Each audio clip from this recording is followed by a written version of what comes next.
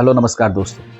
आज हम बात करने वाले हैं नेपाल में चल रहे उस आंदोलन के बारे में जिसने पूरे देश ही नहीं बल्कि पूरी दुनिया का ध्यान अपनी ओर खींचा है। इसे लोग जेनजी आंदोलन कह रहे हैं। यह विरोध जेनजी यानी ईयर 1997 से 2012 के बीच पैदा हुए नौजवानों ने शुरू किया है। अब आप सोचेंगे कि यह तो हर देश में होता है, लेकिन नेपाल का यह आंदोलन खास है क्योंकि इसे लीड कर रही है वो पीढ़ी जिसे अक्सर लेजी सोशल मीडिया एडिक्टेड कहा जाता है। जेनजी ने दिखा दिया कि वह सिर्फ मीम्स रील्स बनाने तक सीमित नहीं है, बल्कि जरूरत पड़ने पर सड़कों पर उतरकर सिस्टम से लड़ सकती है। आज के युवा सवाल पूछ रहे हैं, हमारे भविष्य का क्या? कब तक हमें सिस्टम की कमियों का शिकार होना पड़ेगा? क्या नेताओं की कुर्सी हमारी उम्मीदों से ज्यादा अहम है? उनकी मांगे साफ है, पारदर्शिता यानी ट्रांसपेरेंट, रोजगार, जॉब, शिक्षा में सुधार और राजनीतिक सिस्टम में बदलाव। नेपाल के इस इंसिडेंट ने यह साबित कर दिया कि बदलाव अब आने वाला नहीं बल्कि शुरू हो चुका है। यह सिर्फ नेपाल की कहानी नहीं बल्कि पूरी दुनिया में जेनजी की ताकत का सबूत है। वो ताकत जो सवाल पूछती है, जवाब मांगती है और बदलाव लाने की हिम्मत रखती है। नेपाल पिछले कई सालों से राजनीतिक अस्थिरता का सामना कर रहा है। सरकारें तो आती जाती रहती है, लेकिन बेरोजगारी, भ्रष्टाचार और शिक्षा की समस्याएं वहीं की वहीं खड़ी है। जेनजी यानी वो पीढ़ी जो इंटरनेट, टिकटॉक और सोशल मीडिया के दौर में पली बड़ी है, अब ये मानने को तैयार नहीं कि कुछ बदल नहीं सकता। नेपाल में युवाओं का युवा आंदोलन सिर्फ एक घटना नहीं है, ये एक संदेश है। जेनजी अब चुप रहने को तैयार नहीं है। भ्रष्टाचार, करप्शन, बेरोजगारी और सिस्टम की कमियों के खिलाफ उन्होंने आवाज उठाई है। यह आंदोलन हमें यह दिलाता है कि हर पीढ़ी का एक मकसद होता है और जेनजी का मकसद है एक ईमानदार, पारदर्शी और बेहतर सिस्टम बनाना। यूथ एम्प्लॉयमेंट 2020-24 की एक रिपोर्ट के मुताबिक नेपाल में युवाओं की बेरोजगारी लगातार ऊंचे स्तर पर बनी हुई है। 2020 में यह करीब 19.8 थी और 2024 में यह बढ़कर 20.8 तक पहुंच गई। इसका मतलब साफ है कि हर 5 में से लगभग एक युवा को नौकरी नहीं मिल रही। रेमिटेंसेस इनफ्लो 2021-24 की रिपोर्ट्स के मुताबिक नेपाल की अर्थव्यवस्था का बड़ा हिस्सा विदेशों से आने वाली रेमिटेंस पर टिका हुआ है। 2020 में यह करीब 8.7 बिलियन डॉलर थी और 2024 में बढ़कर 14.1 बिलियन डॉलर हो गई। यानी देश की अर्थव्यवस्था को बचाने के लिए लाखों युवाओं को बाहर जाकर काम करना पड़ रहा है। Remittances as percentage of GDP 2023 की एक रिपोर्ट के मुताबिक 2023 में नेपाल की जीडीपी का लगभग 27% सिर्फ रेमिटेंसेस से आया। यानी देश की अर्थव्यवस्था का 1/3 हिस्सा विदेशों पर निर्भर है। यह स्थिति दिखाती है कि अगर स्थानीय स्तर पर नौकरियां और अवसर नहीं मिलेंगे तो युवा मजबूरी में दूसरे देश पलायन करते रहेंगे। लेकिन सवाल है, आखिर नेपाल में जेनजी इतने गुस्से में क्यों? और क्या यह आंदोलन सिर्फ एक मोमेंट है या असली बदलाव की शुरुआत? इसी वजह से नेपाल में हाल ही में हजारों युवाओं सड़कों पर उतर गया। उनका कहना था कि अब सिस्टम को जवाब देना होगा, चाहे वो बेरोजगारी का मुद्दा हो, सरकार की नाकामी या पारदर्शिता की कमी। उनके हाथों में प्लेकार्ड थे, नारों में गुस्सा था और सोशल मीडिया पर उनकी आवाजें पूरे देश में गूंज रही थी। देखिए, हर समाज में बदलाव आता है जब युवा अपनी आवाज उठाते हैं। भारत में आपने देखा 70 के जेपी आंदोलन, अरब देशों में अरब स्प्रिंग आंदोलन और अब नेपाल में जेनजी।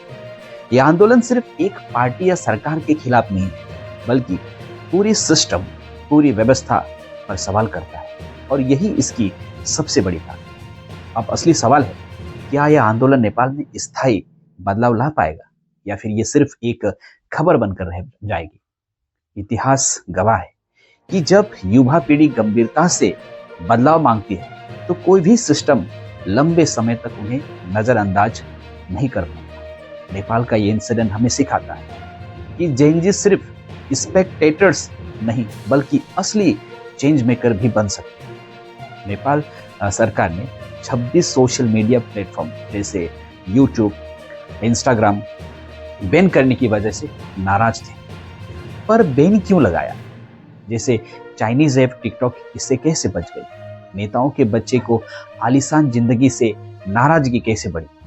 कुछ सवालों के जवाब हम जानेंगे। जैसे नेपाल प्रदर्शन को जेनजी आंदोलन क्यों कहा जाता है? नेपाल में जो विरोध प्रदर्शन हो रहे हैं उन्हें जेनजी आंदोलन इसलिए कहा जा रहा है क्योंकि इसमें सबसे बड़ी भागीदारी युवाओं की है। जैसे कि मैंने कहा, खासकर 18 से 25 साल के बीच उस पीढ़ी की, जिसे जेनरेशन जेड कहा जाता है। ये युवा सोशल मीडिया और इंटरनेट पर पले बढ़े। ये फेसबुक, इंस्टाग्राम, टिकटॉक और यूट्यूब जैसे प्लेटफॉर्म पर बहुत सक्रिय है। इसी वजह से जब सरकार ने सोशल मीडिया पर पाबंदी लगाई तो सबसे ज्यादा नाराजगी इन्हीं युवाओं में दिखी। प्रदर्शन में शामिल छात्र छात्राएं स्कूल कॉलेज की ड्रेस पहनकर सड़कों पर उतरे। कई जगह पर उन्हें खुद बैनर और पोस्टर बनाए, नारे लगाए और बिना किसी राजनीतिक पार्टी से जुड़ाव के विरोध जताया। यही वजह है कि इसे किसी दल या किसी संगठन न मानकर नई पीढ़ी की बगावत कहा जा रहा है, जिसे लोग जेनजी अपराइजिंग या जेनजी आंदोलन कह रहे हैं। अब नेपाल में सोशल मीडिया बंद क्यों? सवाल ये है। नेपाल सरकार का कहना है कि फर्जी अकाउंट से अफवाहें, नफरत फैल रही थी। इससे साइबर क्राइम बढ़ रहे और सामाजिक व्यवस्था बिगड़ रही। इसके लिए सरकार ने कंपनियों से कहा कि नेपाल में रजिस्ट्रेशन कराएं, स्थानीय प्रतिनिधि और शिकायत निवारण अधिकारी नियुक्ति करें और कंटेंट मॉडरेशन में जवाबदेही बने। इसके लिए सोशल मीडिया प्लेटफॉर्म को 7 दिन यानी 3 सितंबर तक का वक्त दिया गया था, जब फेसबुक, यूट्यूब, व्हाट्सएप और एक्स जैसे कंपनियों ने तय सीमा में रजिस्ट्रेशन नहीं कराया। मेटा जैसी 26 कंपनियां आखिर रजिस्ट्रेशन क्यों नहीं करा सकी? देखिए, रजिस्ट्रेशन के नियमों के मुताबिक हर कंपनी को नेपाल में एक लोकल ऑफिस रखना, गलत कंटेंट हटाने के लिए लोकल ऑफिसर नियुक्ति करना, कानूनी नोटिसों का जवाब देना और सरकार के साथ यूजर्स का डेटा शेयर करना जरूरी कर दिया गया। कंपनियों को डेटा प्राइवेसी और अभिव्यक्ति की आजादी के मामले में यह शर्तें बहुत सख्त लग रही है।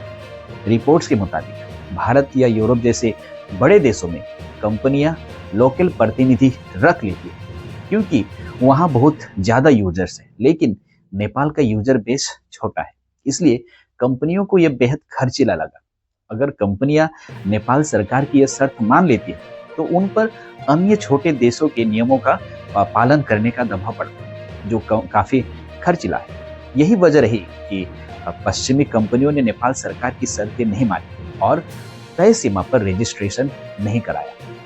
तीसरी वजह नेपो की ट्रेंड, जिससे युवाओं का गुस्सा और भड़का। नेपाल में पिछले कई महीनों से सोशल मीडिया पर नेताओं और उनके परिवारों की ऐशो आराम भरी जिंदगी के वीडियो लगातार वायरल हो रहे थे। इस ट्रेंड को नेपाल में नेपो किड या नेपो बेबी यानी ताकतवर लोगों के बच्चे कहा जा रहा था। इसमें नेपाल के प्रधानमंत्री केपी शर्मा ओली, पूर्व प्रधानमंत्री शेर बहादुर देउवा और पुष्पकमल दहल प्रचंड के परिवार खास तौर पर निशाने पर रहे। सोशल मीडिया प्लेटफॉर्म पर ऐसे कई वीडियोज और तस्वीरें शेयर किए गए जिनमें उनके बच्चों को महंगी कारें, विदेशों में शिक्षा और ब्रांडेड कपड़ों के साथ दिखाया। इन तस्वीरों और वीडियोस ने युवाओं में गुस्सा और असंतोष बढ़ा दिया। चौथी वजह, नेपाल में प्रति व्यक्ति आय यानी पर कैपिटा इनकम सिर्फ $1300 सालाना है। युवाओं की बढ़ती नाराजगी देख सरकार ने सोचा कि अगर हालात पर काबू नहीं पाया गया तो माहौल और बिगड़ सकता है। इसी दबाव में सरकार ने सोशल मीडिया कंपनी को 7 दिन के भीतर नेपाल में रजिस्ट्रेशन कराने का आदेश जारी कर दिया। लेकिन चाइनीज ऐप टिकटॉक इस बैन से बची रही।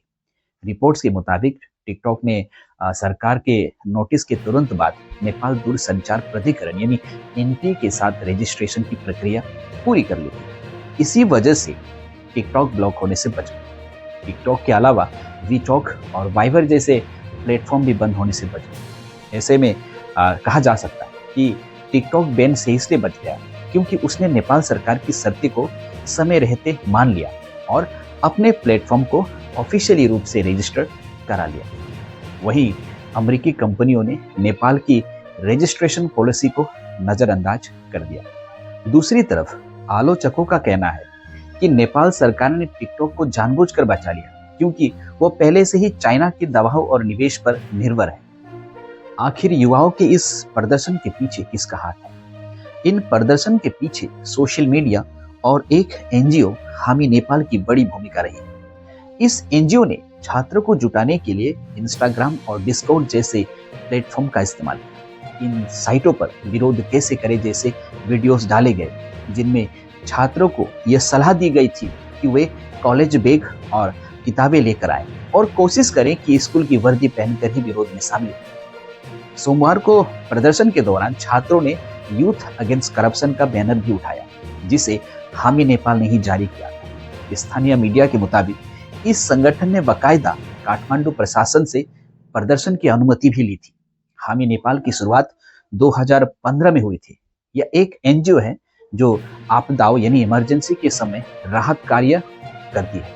इसके सदस्य भूकंप और बाढ़ जैसे हालातों में बचाव, भोजन वितरण यानी फूड डिस्ट्रीब्यूशन और पानी की व्यवस्था करने में एक्टिव रहते हैं। यह संगठन सामाजिक मुद्दों पर भी काम करता है, खासकर छात्रों और प्रवासी नेपाली नागरिकों से जुड़े मामलों पर। दिलचस्प बात यह है कि हामी नेपाल आमतौर पर सोशल मीडिया पर राजनीतिक रूप से संवेदनशील मुद्दों से दूरी बनाए रखता है। यह अक्सर अपनी मानवीय गतिविधियों से अपडेट इंस्टाग्राम पर डालता रहता है। हामी नेपाल के 36 साल के संस्थापक सुदान गुरुङ ने 8 सितंबर को काठमांडू में बड़े पैमाने पर विरोध प्रदर्शन की घोषणा की। यह घोषणा इसलिए चौंकाने वाली थी क्योंकि इससे पहले तक हामी नेपाल के सोशल मीडिया पेज पर ज्यादातर सामाजिक अभियानों से जुड़ी पोस्ट ही दिखाई देती थी, जैसे कि भूकंप, बाढ़ राहत, छात्रों की समस्याएं या प्रवासी नेपाली मजदूरों के मुद्दे।